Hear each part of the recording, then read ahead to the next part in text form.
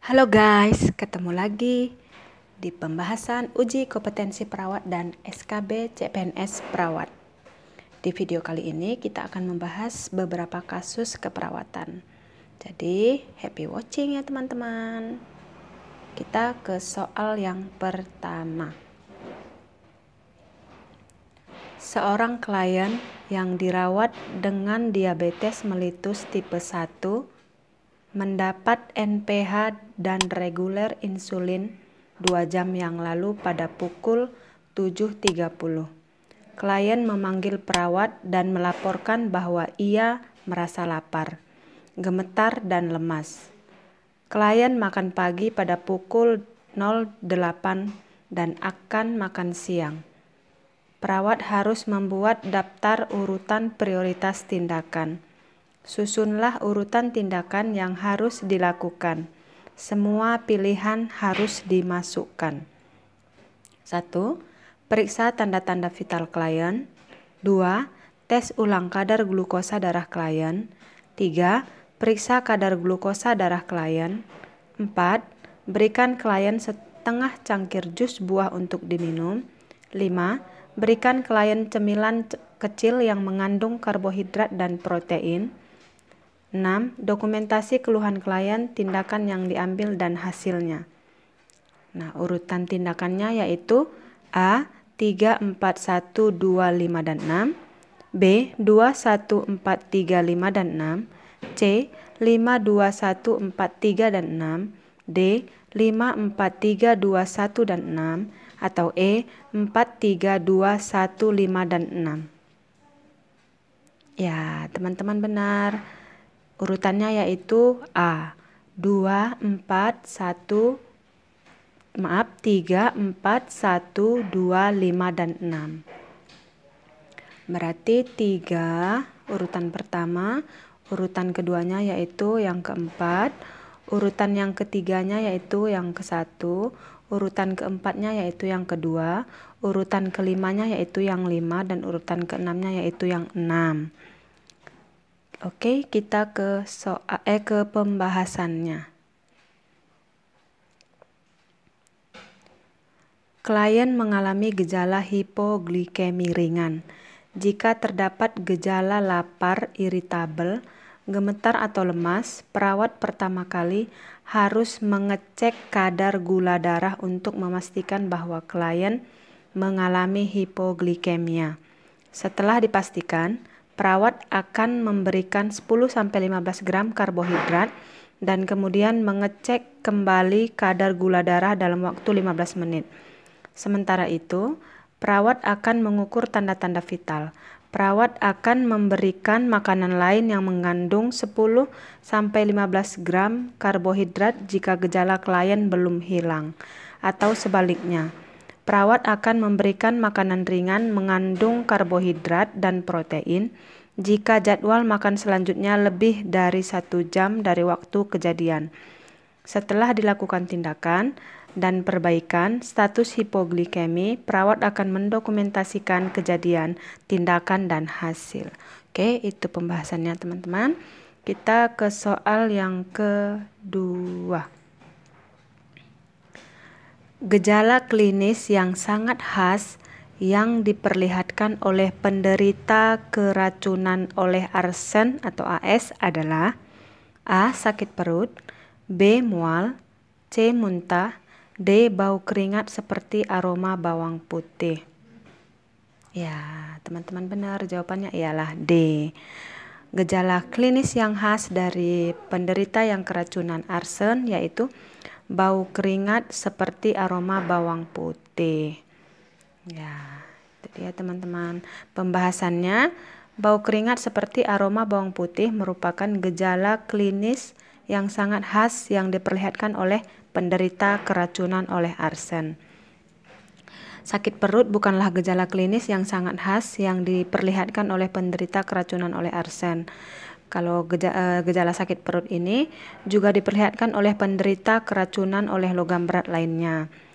Kemudian mual bukanlah gejala klinis yang sangat khas yang diperlihatkan oleh penderita keracunan oleh arsen atau AS. Gejala sakit perut ini juga diperlihatkan oleh penderita keracunan oleh logam berat lainnya. Kemudian muntah bukanlah gejala klinis dari orang yang menderita keracunan arsen. Gejala sakit perut juga diperlihatkan oleh penderita keracunan oleh logam berat lainnya. Oke, kita ke soal yang ketiga. Kebutuhan minimal manusia secara sehat terhadap air yang meliputi untuk tujuan memasak, memandi, mencuci, dan kakus adalah A. 10 liter per orang per hari, B. 15 liter per orang per hari, C. 30 liter per orang per hari, D. 60 liter per orang per hari. Ya, teman-teman benar. Jawabannya ialah 60 liter per orang per hari. Kebutuhan manusia terhadap air untuk berbagai keperluan minimal 60 liter per orang per hari. Kita ke soal selanjutnya. Seorang perawat sedang memberikan penjelasan kepada klien untuk persiapan pulang pada klien dengan kanker prostat setelah tindakan prostatektomi.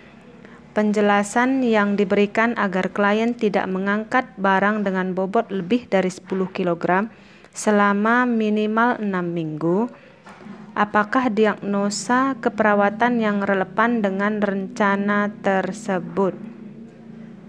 A. Resiko gangguan cairan, B. Gangguan aktivitas dan istirahat, C. Resiko komplikasi pendarahan, D. Resiko gangguan mobilitas fisik, atau E. Gangguan eliminasi urin. Ya, benar teman-teman, C, yaitu resiko komplikasi pendarahan. Ini dia pembahasannya. Untuk mencegah mengangkat beban yang lebih dari 10 kg selama minimal 6 minggu merupakan penjelasan yang tepat bagi klien pasca prostatektomi untuk mencegah komplikasi pendarahan. Pilihan C adalah diagnosa yang relevan dengan rencana tersebut. Pilihan A, B, D, dan E disingkirkan karena tidak ada data dan rencana yang relevan dengan diagnosa tersebut. Oke, kita ke soal selanjutnya. Gejala klinis yang khas berupa warna rambut yang kemerahan merupakan gejala klinis yang diperlihatkan penderita keracunan. A. Tembaga secara akut, B. Kromium secara kronis, C. Kromium secara akut, atau D. Tembaga secara kronis. Ya, teman-teman benar, yaitu D. Tembaga secara kronis. Gejala klinis yang khas ditunjukkan oleh penderita keracunan oleh tembaga secara kronis berupa warna rambut yang kemerahan. Oke, ke soal selanjutnya.